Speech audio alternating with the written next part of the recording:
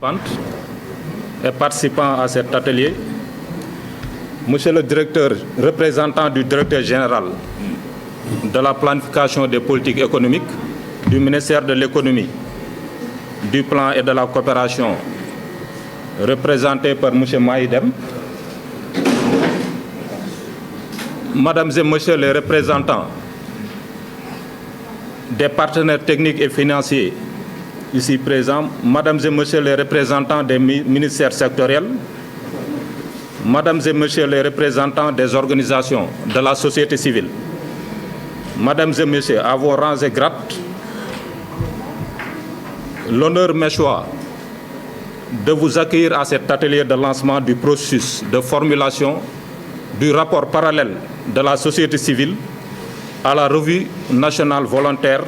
de 2022. En effet, la communauté internationale s'est engagée dans un nouvel agenda déclinant 17 objectifs de développement durable et leurs 169 cibles et sous-objectifs et près de 240 indicateurs qui forment le cœur de l'agenda de 2030. Les ODD couvrent l'intégralité des enjeux de développement durable portant notamment sur le climat, la biodiversité, l'énergie, l'eau, la pauvreté, l'égalité de sexe, l'éducation, la santé, entre autres. Ce nouvel agenda se caractérise également par la reconnaissance de liens intrinsèques entre les différentes thématiques. Leurs champs et leurs ambitions sont considérablement renforcés par rapport aux objectifs du millénaire pour le développement, qui a été mis en œuvre sur la période 2000 et 2015. Par ailleurs, la conférence des Nations Unies sur le financement du développement qui s'est tenue en juillet 2015 à Addis Abeba a permis de dégager un consensus international sur les mesures nécessaires pour permettre la mobilisation des financements en vue de la réalisation des ODD. Le Sénégal, à l'instar de tous les pays,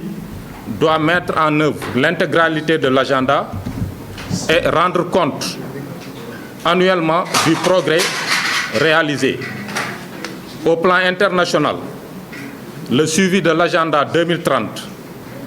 est systématisé à travers un forum politique de haut niveau sur le développement durable qui se réunit annuellement tous les 4 ans au niveau des Nations Unies. Et depuis 2014, à la suite des multiples leçons apprises de l'évaluation des politiques et programmes nationaux, le PSE, Plan Sénégal émergent, a été adopté et la première phase quinquennale était réalisée de 2014 en 2018,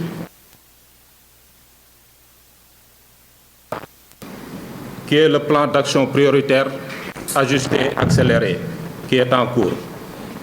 C'est ainsi le cadre de référence de la politique économique qui reflète les aspirations de bien-être, de la prospérité des populations sénégalaises et est décliné en 3 axes. L'axe porteur de croissance, capital humain, et l'axe 3, gouvernance, institutions, paix et sécurité. Il convient également de rappeler que la problématique des ODD ne relève exclusivement, pas seulement des gouvernements. Ainsi, la tenue de cette rencontre s'inscrit dans une démarche inclusive et participative qui sera poursuivie tout au long du processus de mise en œuvre des ODD. Et à cet effet, les organisations de la société civile ont un rôle important à jouer dans l'encouragement des gouvernements nationaux à formuler de bonnes politiques et veiller à leur intégration dans les stratégies nationales sectorielles de développement,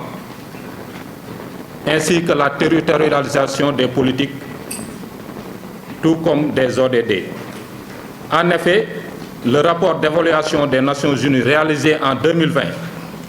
dresse le profil